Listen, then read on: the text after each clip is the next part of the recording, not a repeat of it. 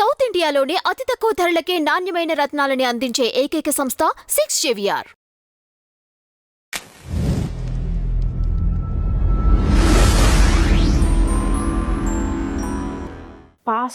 Pastors అని మనం last episodes కూడా మాట్లాడుకున్నాం.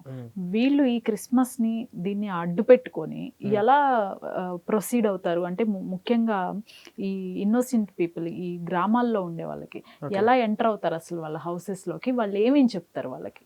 ఫస్ట్ పాస్టర్లు ఎంటర్ అయ్యేటప్పుడు వాళ్ళు చెప్పబోయే మాటలు ఏంటంటే మంచి మార్గము, పరలోక మార్గము, తాగుబోతులను, వ్యభిచారులను, రౌడీలను, గూండాలుగా, మనుషులుగా మారుస్తూ ఉన్నాము.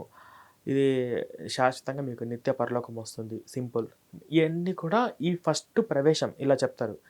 ఇవి నిజమా అని చెప్పేసి ఆలోచించే వాళ్ళు ఎవరన్నా కొంతమంది ఉన్నారనుకోండి, ఒక్కసారి వీళ్ళని తగిలించుకున్నామంటే ఈ పాస్టర్లను వీళ్ళని వదిలించుకోవడం చాలా కష్టం. ఆ తర్వాత మొట్టమొదటిసారిగా ఈ మతం ప్రేరేపించేది ఏంటంటే విగ్రహారాధన మహాపాపం, విగ్రహారాధన చెయ్యొద్దు అనే ఒక పాయింట్ వీళ్ళు రేస్ చేస్తారు. అంటే ఏ విగ్రహారాధన? హిందువుల దేవుళ్ళు ఇంట్లో పూజల గదిలో ఉంటాయి కదా, లక్ష్మీదేవి, ఆంజనేయ స్వామి పటాలు, అవన్నీ కూడా తీసి బయట పడేపించి వాటికి దూరం చేయాలని చెప్పేసి ఇది బాగా ఇంజెక్షన్ చేస్తారు. ఫస్ట్ విగ్రహారాధన మహాపాపం అనేది చెప్తారనమాట. ఓకే. సెకండ్ వచ్చేసి ఇప్పుడు చిన్నపిల్లలకు మెడలో ఆంజనేయ స్వామి తాయెత్తు అవన్నీ తీసేయమంటారు అంటారు. తర్వాత ఇప్పుడు సెకండ్ స్టెప్ వచ్చేసి మనం అన్యుల వల్ల పోలి ఉండరాదు, మీకు నిత్య శాశ్వత పరలోకం కావాలా వద్దా? పరలోకం కావాలంటే బాప్తిసం తీసుకోవాలి అని చెప్తారు.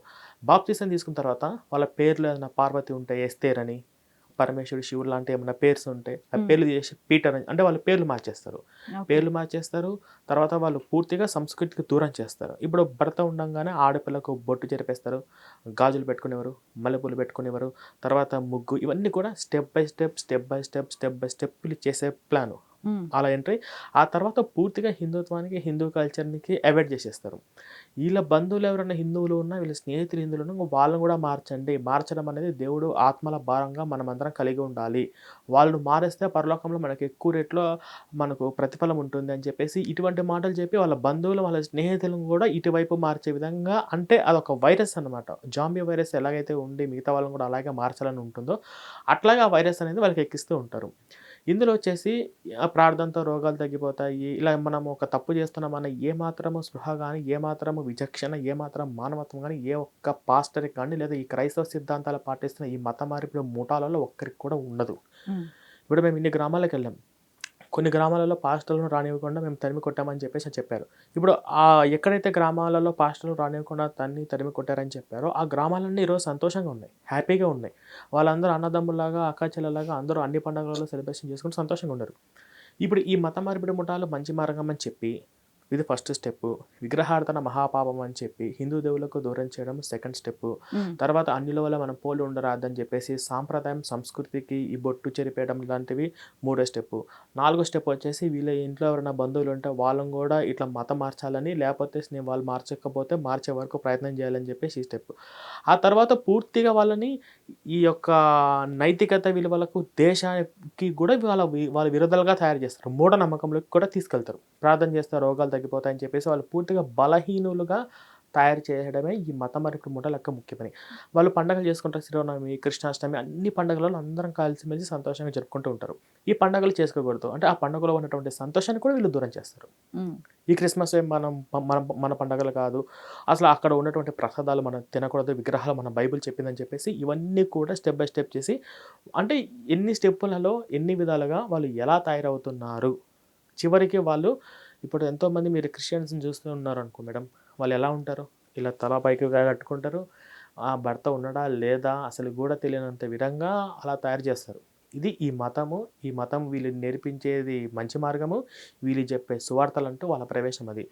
ఇది క్రిస్మస్ మూమెంట్‌లో అందరూ కూడా జాగ్రత్తగా ఉండవలసిన విషయం ఏందంటే, ఇప్పుడు ఎవరైతే క్రైస్తవులని చెప్పుకుంటున్నారో వాళ్ళందరూ కూడా ఏం కాదు క్రిస్మసే కదా, అందరూ కలిసిమెలిసి పిల్లలందరూ అంటే అక్కడ ఆట పోటీలు పెడతారు. ఇప్పుడు మీరు చూడండి, మీరు ఏ ఊర్లోనైనా కానీ అంటే చూడండి. నాకు ఒకటి అర్థం కాని విషయం, ఓన్లీ క్రిస్మస్ టైంలోనే కేక్ తిన్నట్లు కేక్ కేక్ కేక్ అంటారేంటి? నాకు అర్థం కాదు. కేకు ముక్క అని.